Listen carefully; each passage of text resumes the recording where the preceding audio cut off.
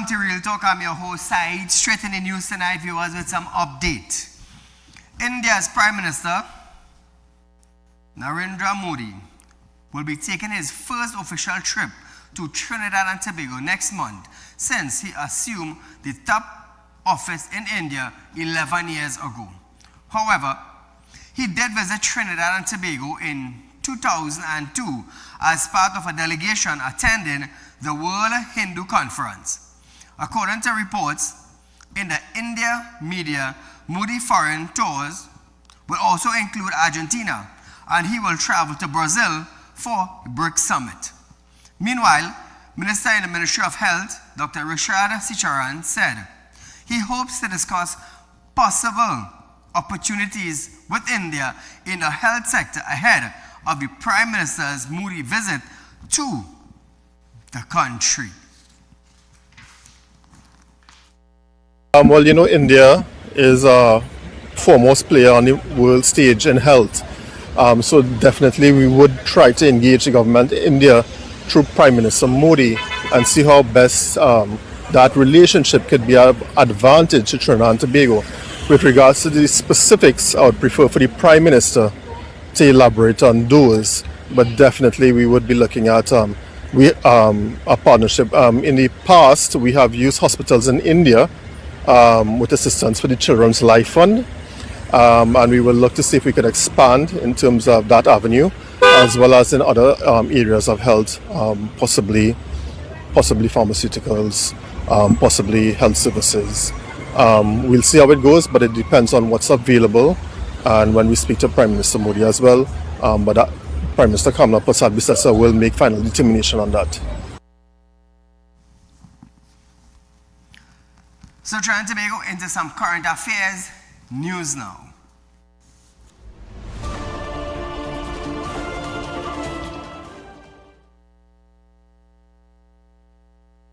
Advisory Committee has released the preliminary result for the PNM's internal election. Opposition leader Penelope Beckles has secured a clear mandate in the People's National Movement 2025 internal election. She was unopposed for the post of political leader. So we want to congratulate Penelope Beckles on being the leader of the opposition, which is the PNM government. Now viewers, preliminary result released by the Election Supervisory Committee confirmed over 7,000 members participated in the election, with ballot counting continue into the early hours of Monday morning. Some of the preliminary winners for contesting post area as follows: Chairman Marvin Gonzalez, Vice Chairman Dr. Amy Brown, Lady Vice Chairman Dr. Nayan Gaspi-Dolly, General Secretary Foster Cummins, and Public Relations Officer Faris Al-Rawi. So Trinidad and Tobago, they are some of the contestants and their position in the PNM administration. But nevertheless, we want to congratulate all of them for their position. Deputy Commissioner of Police, Intelligence and Investigation, Suzette Martin, is now the subject of a police investigation after a report was made by a firearm dealer to Police Commissioner Alyssa Grovero on June 18th. However, she remained in her post. Alyssa made the announcement at a police briefing on Monday at the Police Administration Building, Sackville Street in Port of Spain. Listen to this. I would have received a report from a firearms dealer against a Deputy Commissioner of Police, Ms. Suzette Martin. That matter is well voiced in the public domain, and as a result of that, I would have decided to take some decisive action in terms of bringing to the fore accountability and transparency in dealing with the matter. Now, Trinidad and Tobago, I just want to ask this question. when they were investigating a former commissioner of police, Erla Haywood Christopher, they suspended her because of the fact that she's an officer of the law and because of the fact that they are investigating her. So I just want to ask now if the DCP, Susan Martin, is now the subject of a police investigation, how is she still in her position? Because according to the commissioner, she remains in her post. So I find it strange. The DCP is an investigating officer. Okay? All well and fine. That's a job, no problem with that. They make a big fuss over the then Commissioner of Police, Erla Haywood. They suspended her from her job in order for the investigation to continue. Now, the individual who have been investigating Erla is now being investigated by reports of a firearm dealer. And she remains in her position. How come? How come? So why Erla couldn't remain in her position and serve as the country's commissioner of police back then? I'm just asking a question. So I would like now the new commissioner of police, Alyssa Grovero, to kind of explain this now to the citizens of Trinidad and Tobago. Because we had a former commissioner of police being suspended from her position while being under an investigation. The investigating officer who was investigating the then commissioner of police is now under an investigation, and she gets to remain in her position. Why is she in position still? I'm just asking.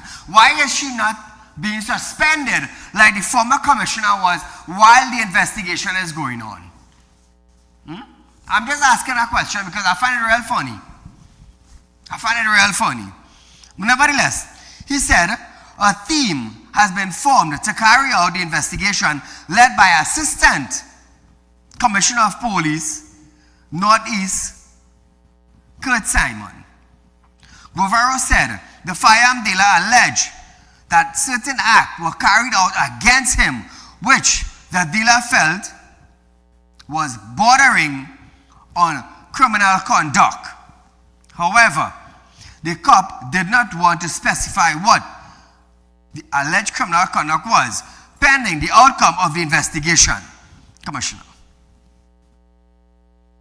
What I can say is that the allegation itself is one where the person, the firearm dealer, would have indicated that certain acts would have been carried out against him and that he felt that it was bordering on criminal conduct. I would not want to pronounce on what exactly is that criminal conduct because an investigation is underway and we will be certain that the investigation, when completed, will uncover whatever criminal conduct exists. So I would not want to make a pronouncement on it at this point in time, and I'll ask you to await the outcome of the investigation.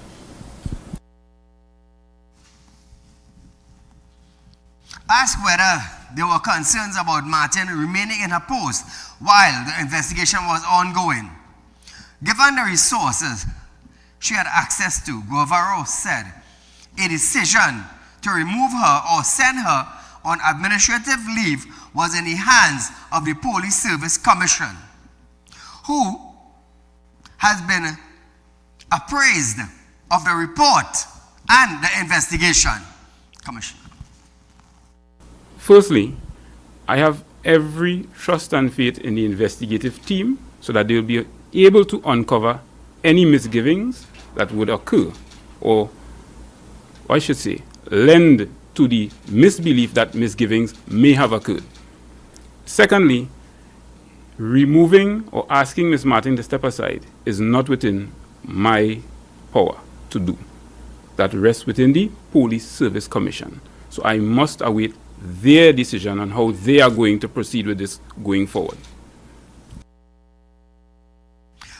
Okay, Trinidad and Tobago, based on what he said, he can't do it, being the commissioner, but the Police Service Commission has the authority to remove her. So what I want to ask now, who suspended Erla from doing her job? Is it the Police Service Commission? This is my question. This is my question now. Because Erla was under an investigation.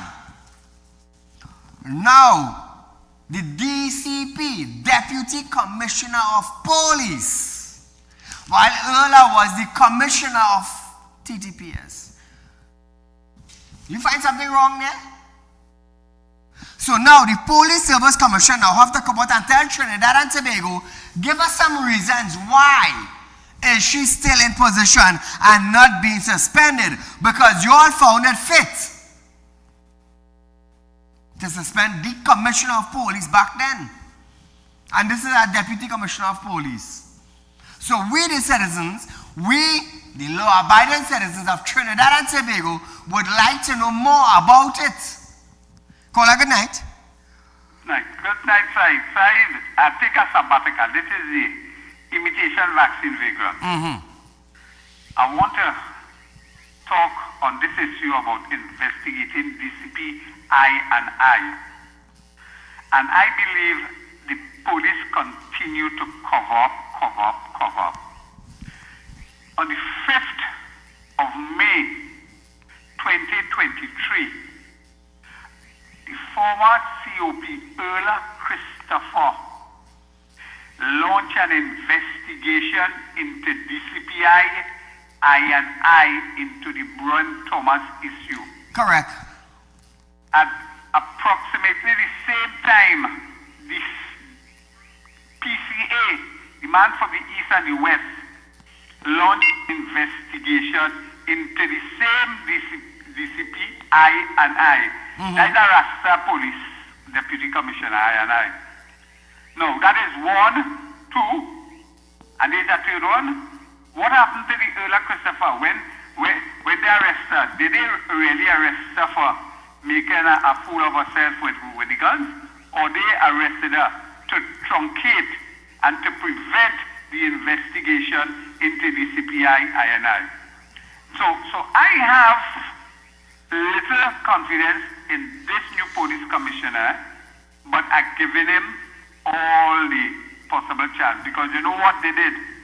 They took somebody outside of the hierarchy of the police service, because all of them in the leadership of the police service have questions to answer. Judgment and judges castigating a lot of them in the top leadership. Every single one of them, apart from two, and I don't want to call the name. So they give junior members from superintendent an opportunity to lead, meaning that they might not be tarnished. But think about it. They had 4 shots of the cherry. They had Gary Gifford. They had Jacob. They had Benjamin. They had another one again, Erla. They had Benjamin. They had the same PNM appointed service commissioner doing the same thing and ended with the same result. Basically interfering and producing COPs, Commissioner of Police, who don't own the salt. If they use same people, meaning PNM appointed Police Service Commission, and they use the same process, and they get this fella they call Guerrero, do you think he have a chance of performing? Because he made a mess of the marijuana issue with the former Prime Minister down in Philippines. He investigated, likewise the PCA investigated. They say they had a lot of police to basically go after, and we hear nothing about that. That's just like the day of policing. Those police cover up and they protect their own. So I have no confidence based on what is the track record of the Police Service Commission that they have identified the right person for the job. I go and have a nice night. Thank you, my friend. So we want to hear from the Police Service Commission. Why is it that Erla had to be suspended and the DCP remains on her job? Remember, DCP, Deputy Commissioner of Police, were investigating Erla Hayward Christopher, the then Commissioner of Police. They suspend her. Now, DCP Suzette Martin is under investigation now. And she gets to keep her job. Is it that somebody's hiding something? Let's hear what the Police Service Commission has to say in the coming days. Switching gears to Trinidad and Tobago. The Tobago House of Assembly has requested a 5.9% of the 63.5 billion national budget for fiscal year 2025-2026. In a maiden's budget presentation on Monday under the theme Accelerating Growth, Anchoring Fiscal Stability, the THA Secretary of Finance, Trade and Economy, Patel and Roberts, outlined a 3.71 billion fiscal package. Call a good night. Good night, Saeed. Go right ahead. I'm calling from Tunapuna. Welcome to Napuna. Saeed, I want to just draw your attention to something. On another frequency, a program this morning on the radio, let me be frank with you, I had the wrong report with Andy Williams on it, right? I raised this concern that the police, this present police commissioner, with all the decorations and all the nice family qualifications he have and whatnot, unless he don't deal with the issues and put it to use, it's a waste of time. Correct. And I called this morning, Saeed, people who could bear me out on this, I called this morning on the program and said that he ought to investigate Deputy Commissioner Suzette Martin with respect to that issue with the Brent Thomas issue. And I also called for him to investigate Junior Benjamin, because Junior Benjamin was acting police commissioner. Correct. And he failed to do the necessary thing, an investigation into Suzette Martin. And she was his deputy. Understand? Suzette Martin had, look the infraction she had. One, pushing out down a little boy. Two, had a Brent Thomas issue. And then now she was involved in this Christopher matter. So I called this morning on the program that Mr. Guerrero, new commissioner, has to investigate Suzette Martin matter with the Brent Thomas issue and also launch an investigation into Junior Benjamin because his failure, this is the behavior in public office, you know. And if you have the responsibility of the commissioner of police to do and launch an investigation, your failure to do that, in addition to that, there are many other issues that you ought to be investigating. Correct. For instance, the Privy Council ruling of Coleman, but how come he's not being under investigation with the missing $2.3 billion and his own issue with the Auditor General and many other issues. So Junior Benjamin, you are known as an abysmal failure and misbehavior in public office, and your failure to deal with some of those issues that is now bearing to the forefront of the investigation, you ought to be investigated as well by this new police commissioner. Unless I don't see, and now this one we're talking about with Suzette Martin, I don't expect this to prolong for no long thing, you know, because this is already done thing. Thank you, my friend. But we understand what you're saying. So viewers, Patel and Roberts outlined a 3.71 billion fiscal package. Listen to this. The capital investment estimates for infrastructure priorities in fiscal 2026 are $292.2 million. Our capital investment estimates for the tourism and creative sector priority amounts to $150.2 million. The digital technologies capital development estimate amount to $37.4 million. Madam Presiding Officer, the capital investment estimates for the human capital development, education and training development priority total $159.9 million in fiscal 2026. The capital investment estimates for agriculture total $131.9 million in fiscal 2026. To grow the micro, small, and medium enterprises sector, the capital investment estimates total $93.5 million. In addition, Robert said the THA had significant concerns with the legislative setup of the TTRA, that is the Trinidad and Tobago Revenue Authority, that was left unresponded by the former finance minister. Hear this now. However, up to the time he was removed from office, all concerns were not materially addressed. In addition, segments of the island's population had serious issues with the property tax. Therefore, the action taken by the central government to repeal the TTRA is a much welcome development for this administration. Caller, good night. Good night, Mr. Said. Right, Caller here. Welcome. You know, as a former member of the TTPS, I would like the public to know something. You know, the board commissioners that were previously here, I am speaking about Mr. Benjamin, and now this new commissioner we have here, Navarro. You know, we don't even know who these persons are in TTPS, meaning they are always in office or behind desks and so on, and all they have is the qualification that is expected to be a commissioner. You know, because for Mr. Navarro to come on air and say that there is an investigation being done on the DCP, Suzette Martin, you know, it's the first time I'm hearing something like this. If an investigation is being done, you know, you are the commissioner, you have a lot of power.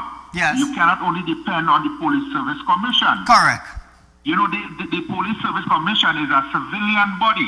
Correct. It's protocol. You as the commissioner, you would inform the Police Service Commission that, listen, I am doing an investigation on a deputy commissioner of police, and you all should be informed. And he would, of course, make recommendations that she go on administrative leave so that the investigation can be thorough. Because her being in office can cause a lot of things in the investigation. Yes. If I am there and I know I'm being investigated, I will cover my tracks. True. So these are things that they need to look for. He's the very first commissioner I see. You know, there would have been a commissioner called Mr. Jules Bernard who said he was the toothless bulldog because, you know, he have a lot of back but no bite. Correct. I am hoping that he is not the toothless bulldog. Thank you, Mr. Said. Great program as usual. Thank you, my friend, and thanks for letting Trinidad and Tobago know that. Because I'll tell you something, the Commissioner of Police is the one who has the power to tell you here what's going on. We're doing an investigation and we're sending you on administrative leave. So my question is now, why is the DCP still there? If the DCP was investigating earlier, the then Commissioner of Police, and earlier was suspended, who's the DCP? So viewers, we're going for a short commercial break. We'll be right back after this. Caller, just stay on the line.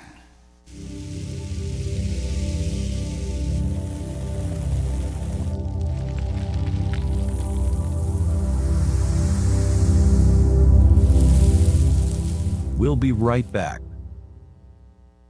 When life throws you a curveball and you need a clear path forward, trust Real Talk Wrecking Service to get you back on track. Whether you're stuck on the roadside or dealing with an unexpected breakdown, our 24/7 wrecking service is just one call away.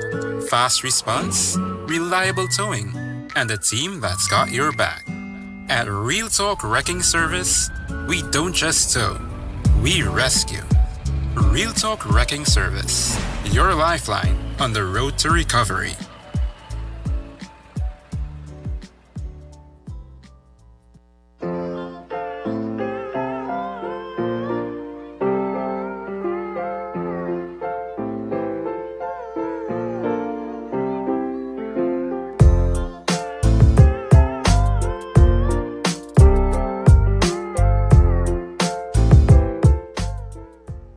At Real Talk Studios, we dedicate our time to highlight the glaring issues we face within our community.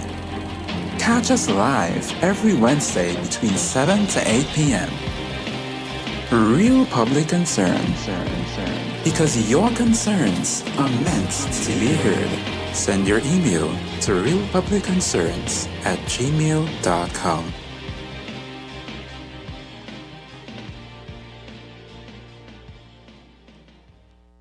Real Talk Financing is offering you 5% on a fixed deposit for 5 years and over with upfront interest. Contact our central office at 238-6716 or our San Fernando office at 242-9944. You don't want to miss this great opportunity. Invest today and watch your investment work for you.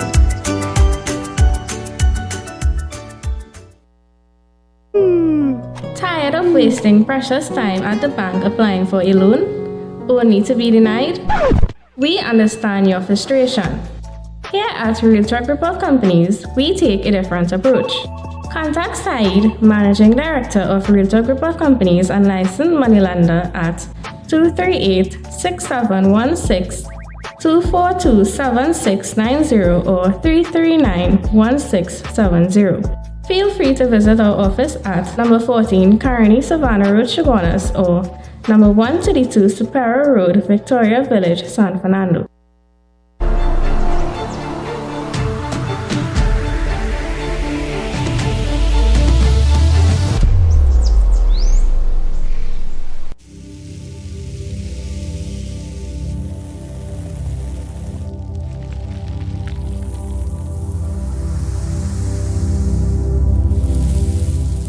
Welcome back.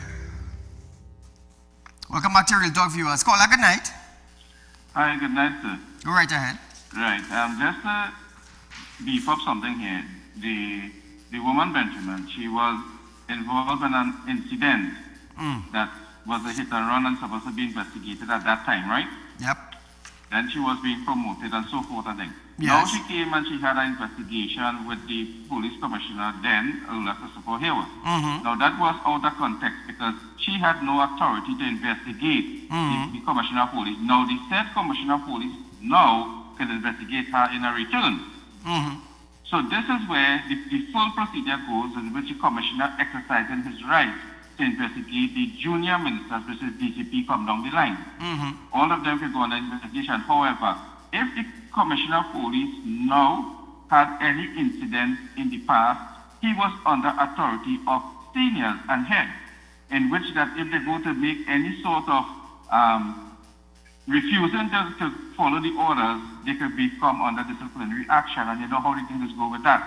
So if it has anything to do with any matters, something that he had previously before, that should be held against an understanding the sort of corrupted system is having in the country here. However, we have the police commission.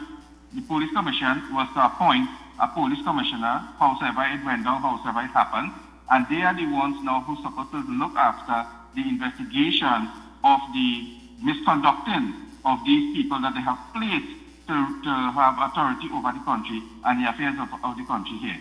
So the politics mixing together with it is what causes the problem. Correct. Because in this situation here, the UNC has appointed somebody fresh and new. Yes. Not to say, well, he's a PNM, but he's fresh and new in the system to see what he's going to produce and what he's going to bring forward to the nation to resolve some of the issues that has been outstanding for many years and back then. So let us see where it's going to go and give them a chance to see what is going to happen. Have a pleasant night. Thank you, my friend. Well said. Viewers, with Iran Parliament approving a plan to close the Strait of Hormuz, one of the world's most critical oil shipping route, Minister of Energy and Energy Industry, Dr. Rudal Munilal, said the move could trigger a sharp rise in oil price globally. During a debate on a motion to adopt the report of Standing Finance Committee on Monday, Dr. Munilal told the House of Representatives that while TNT stands to gain more oil revenue, the country's ability to capitalize is limited. He said the decision to shut down the Petroton refinery continues to cost the country potential revenue. So trying to make sure we all know, even though the refinery is down, it closed down, we are still paying for security, and it is costing taxpayers, not the government, you know. Let me tell you something, it ain't costing the Minister of Finance nothing, you know. It ain't costing the government nothing, you know. You know who it is costing? Taxpayers. That is the money that is being spent while the refinery is shut down. Now, Munilal said, Munilal stated that like the Russia-Ukraine crisis, we stand to benefit, but we could have benefited more had the previous government not shut down the refinery in Pointe-à-Pierre. Munilal. Yes, Trinidad and Tobago, like the Russia-Ukraine crisis, we stand to benefit. But we could have benefited more had they not presided over a decline in the oil industry. We would have benefited more had they not shut down the refinery in Pointe-à-Pierre. Because today, we have to import fuel products, the price of which may increase. And then the volume of oil produced is 37% lower than 2015. So if you don't have something to take to the market, if the price increase, it will not affect you. How can it affect you if you have no goods to sell? The Energy Minister also raised questions about the past energy investment and losses related to the Naikwan Energy. He said the legal matter linked to the deal are now before an international arbitration tribunal. The minister added that Naikwan owes the government of Trinidad and Tobago US $95 million for an unpaid invoice. Naikwan owes the government of Trinidad and Tobago for an unpaid invoices $95 million United States dollars. 95 million. How much TT is that now? 800 million. $800 million, almost $1 billion, owed to the people of Trinidad and Tobago by Naikwan. So how come Chung never told us about Naikwan owing us? How come he never mentioned a figure? So you see? Person A refuses to say anything while person B is letting Trinidad and Tobago know what is taking place with our taxpayers' dollar. But nevertheless, Trinidad and Tobago, so while they're talking about making money, let me just remind you that Real Talk Financing is offering 5% viewers, and the 5% may not be around much longer. Like I said, those of you who want to invest, now is the perfect time. Let your money work for you, Trinidad and Tobago. You have already worked hard. You have accumulated your cash. And it's just there put down in some financial institute where you are not even getting 3%. So why not move it from that financial institution to Real Talk Financing and get 5% on a 5 years base with your interest up front? Like I always say, if you invest $100,000, you're getting $25,000 interest on your $100,000 for 5 years. If you invest $200,000, you're getting $50,000 up front. Where are you getting that? No other financial institution is giving you that, Trinidad and Tobago. That I can assure you. Why? Because I'm in the finance industry. Real Talk Financing, we also do loans. We are licensed to lend. Just like any financial institution, Trinidad and Tobago. We are licensed to lend. So if you're looking for a loan, and you're getting blanks by the bank, contact us. Contact us, viewers. Set up an appointment. Come down to our office. We have office on Caroni Savannah Road in Shogunas. We have number 25 Sipero Street, San Fernando. And we have at 132 Sipero Road, Victoria Village in San Fernando. Call our office and set up an appointment, Trinidad and Tobago. As long as you have some form of collateral, it's not a problem. Now, I always say this. I don't care if you owe in 1 million people in Trinidad. As long as what you are using is not in debt to any company or any financial institution, you're getting cash like that. 24 to 36 hours, it's cash. Remember that. So, as we continue our news tonight, Opposition Senator Dr. Amy Brown has questioned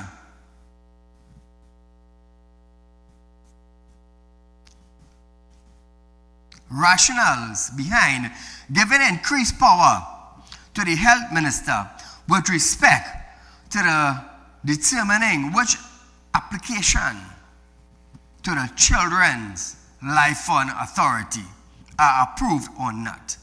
He made this statement in his contribution to debate on the Children's Life Fund Amendment Bill 2025 in the Senate earlier today. The bill was passed in the House of Representatives with amendment on June 13th. Listen to this. So you're talking about a very, very, very serious determination. But those are the types of determinations that we have entrusted this authority specifically to make. And Mr. President, you know exactly where I'm going. All parents believe that their children will survive. They must. That's part of being a parent. So my question to the government, not imputing anything, my question to the government, why would you wish to take that burden and now take it from an authority and put it on a minister, a politician, appointed by a prime minister? What is the objective of doing that? You know, I love to hear Amy talk now, you know. Because now he's on the opposition, so he has all the questions. All. He was a former Minister of Foreign and Caribbean Affairs for the Panama administration when they were governing Trinidad and Tobago. And ask him what he did for Trinidad and Tobago when he was the Foreign Affairs Minister. What did he do? Faris, I believe, back in 2014, knew that England knew back then, in 2014, I believe, that England was going to place a visa restriction on Trinidad and Tobago. How come Amy Brown didn't know that last year? What did they do to stop that? He was surprised. You are the Foreign and Caribbean Affairs Minister for Trinidad and Tobago, but you surprised. What about Dan Paul? Dan Paul was the ambassador for Trinidad and Tobago in England. What did they do? They didn't do anything for Trinidad and Tobago. But now Amy Brown wants to ask now, why do they want to take the life fund from out of one authority to give it to the health minister? Let me tell you something. Now the PNM administration, those ministers have all the questions now to ask, you know. But when they were in office, what did they do for you, the citizens? Absolutely nothing. We have more bad roads than before. More school problems now. They can't do nothing in 10 years. Now they want to ask, what is the UNC plan? You were there for 10 years and you did nothing 9 years. So now rock back and relax yourself. That's all you had to do. When you were in office, you was this big boss. Now you're on the opposition side, you lost the big boss title. So rock back and relax yourself.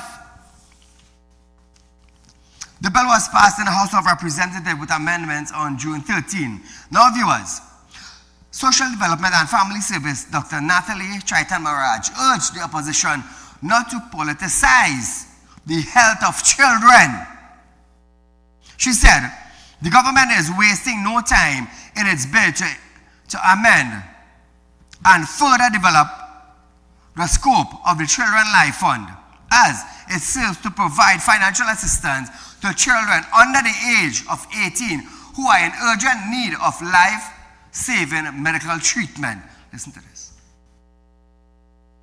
In contrast, the CLFA cases currently take 2 to 4 months on average, with the shortest processing time being 56 days, a duration that is medically untenable when dealing with life-threatening conditions.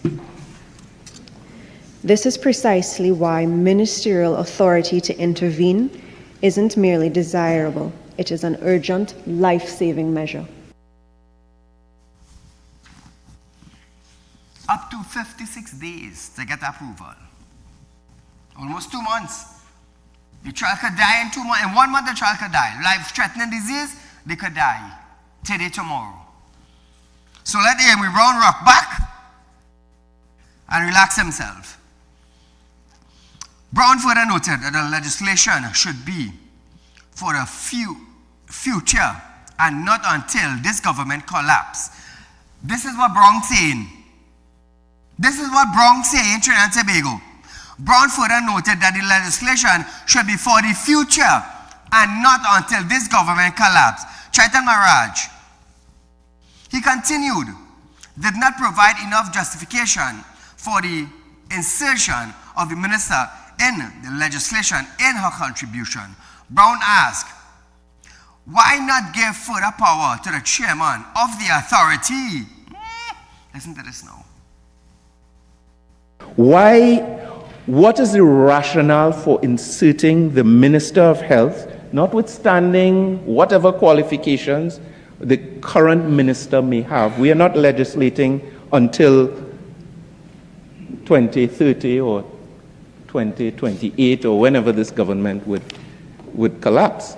We have to legislate for the future. And I didn't hear enough justification from the piloter for the insertion of the Minister of Health in the way this amendment bill proposes. If it is a case of expediency or emergency matters, why not give further powers to the chairman of the authority?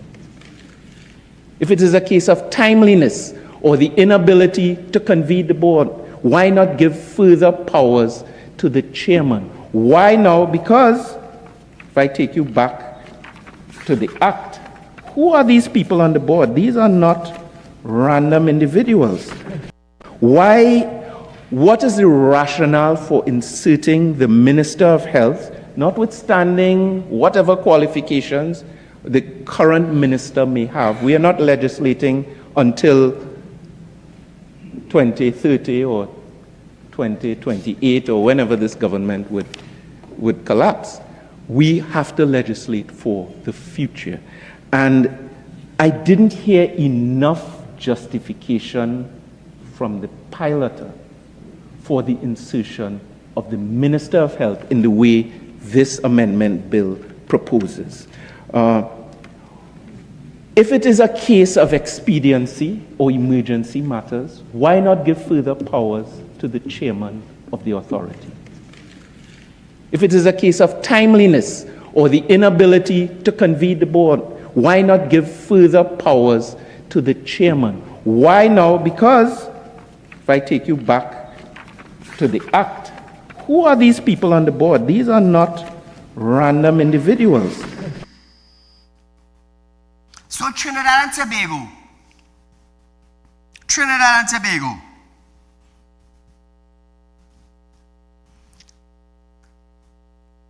Dr. Lakram, I believe he's a medical doctor, I believe. Right? So, former Foreign Affairs Minister saying give more power to the chairman of the authority. Good? He also said we should waiver this issue until 2029, 2028. Does he sound like he care about your children? I want to ask you that. I played the video twice, so you all could hear what he's saying. Does he sound like he care about your children? I want to ask you, this is of Trinidad and Tobago, that you did nothing for Trinidad and Tobago. You stand up nowhere for Trinidad and Tobago, but you come here now to tell the present government and the Minister of Health, who is a doctor, to give more powers to the chairman. Why not give it to Dr. Lakram? Do we have something against him? I don't know, I'm asking.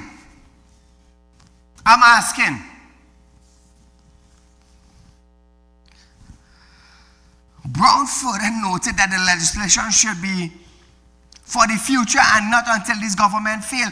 Does those statements sound like he care about your children? Like I said, you did nothing for foreign affairs for Trinidad and Tobago, but now you want to come in health? You want to jump in on health? I'm going to tell you something. Rock back. That is what eyesight will tell you. Rock back. Because the first mistake you made, the first mistake you made while opening your mouth, Brown further noted that the legislation should be for the future and not until this government pass. That statement alone will tell me, well, here what's going on. With this matter, we're going to discuss it up in the future. So you automatically telling me that you ain't care about the sick children. That was your first mistake right there. From the time you start like that, I don't want to hear what you had to say. Don't come and tell me about nothing but medical again, because you start bad. You don't condemn everything already. Leave it for the future to have discussions. So if we have 100, let's just say we have 100 people or 100 kids seeking medical attention, you know what? This 100 could stay right there. That's what you're telling me technically, because we're going to discuss this up in the future. So while we're discussing this, when the future reach, what's going to happen to these 100 children who is seeking medical attention abroad in the fastest pace of time?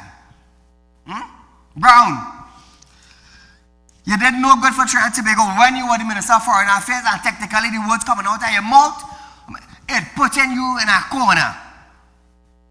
Because parents who have sick children who listen to this program is like, where does this man come from? You know, it's so sad and it's so shameful that you can, a big man like you, let down yourself like this. And you call yourself a minister. A minister who cares for the people. A minister who would stand up for the people. But you know what? This discussion, we're going to talk about it up in the future. You start bad already. I wonder if you have a child sick. You have cousins that are sick and need medical attention. And can't fund it. And depend on the government. Do you have any family members like that, bro? Well, you should be ashamed to say something like this on TV. It's sad. It's really, really sad to know ministers like them opening their mouth and talking. Hey. And then now, the PNM people now, forgive me for saying this, but this is the reality of it. PNM people are going to say, yay, congratulations, Brown. That time while your child's sick and needs some money from the government, Brown said we will talk about this in the future. 2018, not 2018, 2028, 2029, we're going to talk about it. We time by your child dead and buried and still mourning from now to 2028. That's the kind of people all they have sitting that govern in countries. You understand? Them is the kind of people all they have sitting and only rating them up. Yay! While you eating boulders and have to hustle, where your next dollar coming from? The dollar you're hustling to make, the tax you're paying goes to them too. And then all I'm going to say, Saieed, you're bashing, you're bashing. No, me a bashing. I'm bringing reality to you all who cannot see, hear, or understand English. It's sad. It's stinking sad. So viewers, we're going for a short commercial break, but when we come back, we stay. Huh? All right. So we stayed on the health. Minister of Health, Dr. Lakram, have stated that his ministry needs more time, but assured the job will get done. He stated that there is a lot to be fixed in the health sector. We know this. We know this. Because they open a center in Port of Spain there that inside the building empty. Now, after citizens are having issue with the ability of chronic disease assistant, CDAP, the minister said he is currently awaiting the appointment of a regional health authority board who will be responsible for the hospital. Listen to this. We've taken note of their concerns. We know there's a lot to be fixed in the health sector. See that program with a view, to maybe expanding and making the drugs more available. There are many other initiatives that need to be rolled out and so on. And of course, I await the appointment of the RHA boards, which would be responsible for the regional health authorities. And they, of course, are responsible for the hospitals and so on. But there are many things that need to be fixed. Now, like I said, Trinidad and Tobago, the UNC government, the government just sworn in. We have ministers just sworn in. We are waiting on boards to be sworn in. Terrence was there for 9+ years. 9 years. And we had problems in the hospital. 1.4 million people. We had a refinery in Trinidad and Tobago refining oil. They're refining one product, oil. To get, I believe, there's 5 different products to sell outside. And let me tell you something. We have a degrading hospital. We have degrading health centers. We're suffering for US. Imagine that, eh? We have the Pitch Lake. We have the Point-à-Pierre refinery. But yet, 1.4 million people in Trinidad and Tobago, the lower class, have to suffer in this country. Why? Why? Is it that those who are being appointed, they have book sense but no common sense? Why is it that we have to suffer in our oil-rich country? Why? Ask yourself why. We have ministers who say, well, we care about the people with the tongue in their mouth. But are they really showing it? What were we under for 10 years? Until the people decide, you know what, we need a change. And they voted a different administration. They voted a different party. So I wonder if Rowley, who is retired from politics, is blaming Kamala still.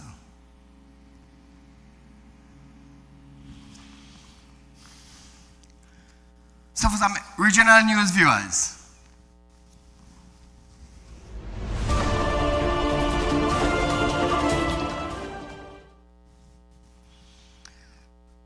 "11-year-old Adriana Young was laid to rest on Sunday.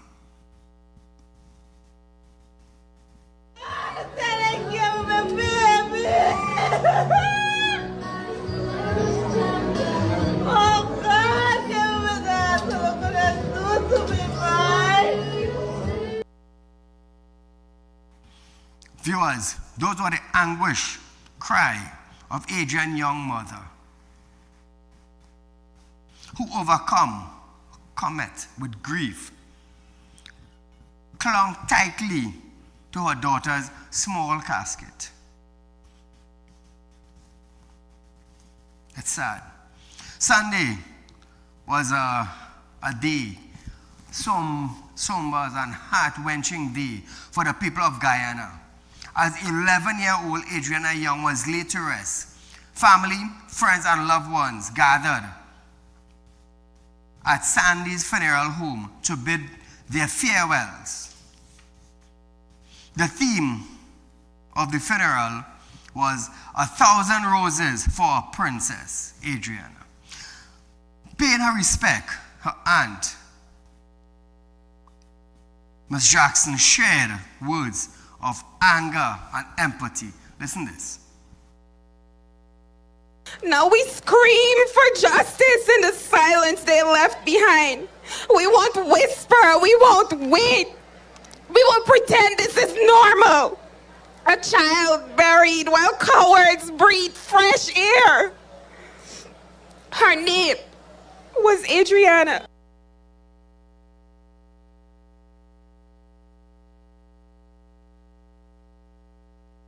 Science teacher said the young girl was a light in the classroom, and although her desk remained empty, their memories are filled with her. Every morning I look at her empty desk and I feel the space she left behind. Her voice is missing from our lessons. Her smile is missing from our halls. And every single day, we miss her more and more. Trinidad and Tobago. Another teacher said Adriana was cherished by her school family. To Adriana's family, please know that your daughter was loved dearly by her school family. She touched the hearts of her teachers and fellow pupils in a special way. And her memory will never depart from us at Perica Salem Primary School. So viewers, in April 2025, Adriana was found dead in a pool at the Double D Hotel in Toshen. This is in Guyana. The nations remain resilient in the call for justice. You know, I've been following this story, Trinidad and Tobago. Let me tell you something, it's really sad, you know. It's really, really sad. Some people were saying she died in the pool. Some were saying she died elsewhere. Police are investigating the matter. They had foreign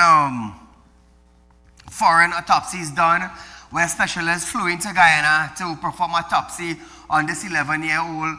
But it was a sad, sad story. Really, really sad. So viewers, some international news now.